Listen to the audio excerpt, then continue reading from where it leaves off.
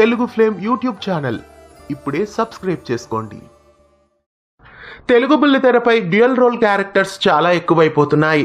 ప్రతి సీరియల్లోనూ dual role characters తో ట్విస్ట్లని ఇస్తున్నారు. ఇటీవల చాలా సీరియల్స్ లో డ్యూయల్ రోల్స్ ని తీసుకొచ్చారు. డ్యూయల్ రోల్ ట్రెండింగ్ బాగా ఎక్కువైపోయింది. విపాత్రాభినయంలో ఎన్నో సీరియల్స్ లో ఎంతో మంది క్యారెక్టర్స్ ప్రేక్షకులని అలరిస్తున్నాయి. మొట్టమొదటగా మౌన పోరాటంలో దుర్గాతో పాటు జానకి క్యారెక్టర్ ని తీసుకొచ్చారు. తదుపరి మళ్ళీ సీరియల్లో మల్లీతో పాటు ఆరాధ్య క్యారెక్టర్ ని తీసుకొచ్చారు. శతమానం భవతి సీరియల్లో భాను రాధా క్యారెక్టర్స్ ని తీసుకొచ్చారు. ఇక వంటలక్క సీరియల్లో వెన్నెల వైష్ణవి క్యారెక్టర్స్ ని తీసుకొచ్చారు. చిన్ని సీరియల్లో ఉషా కావేరి క్యారెక్టర్స్ ని తీసుకొచ్చారు. ఎటో వెళ్ళిపోయింది మనసు సీరియల్లో రామలక్ష్మి మైథిలి క్యారెక్టర్స్ ని తీసుకొచ్చారు.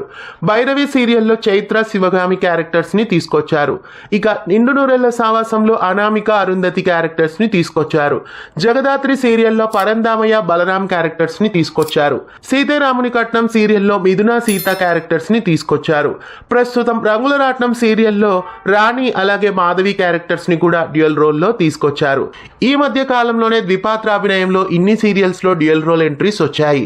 మరి డ్యూయల్ రోల్ ఎంట్రీస్ ఎక్కువ అవ్వడం మీకు ఎలా అనిపిస్తోంది? డ్యూయల్ రోల్ ట్రెండ్ పై మీ అభిప్రాయాన్ని కామెంట్స్ లో తెలియజేయండి. ఇలాంటి మరెన్నో అప్డేట్స్ కోసం ఛానల్ ని సబ్స్క్రైబ్ చేసి పక్కనే ఉన్న బెల్ ఐకాన్ ని యాక్టివేట్ చేయండి.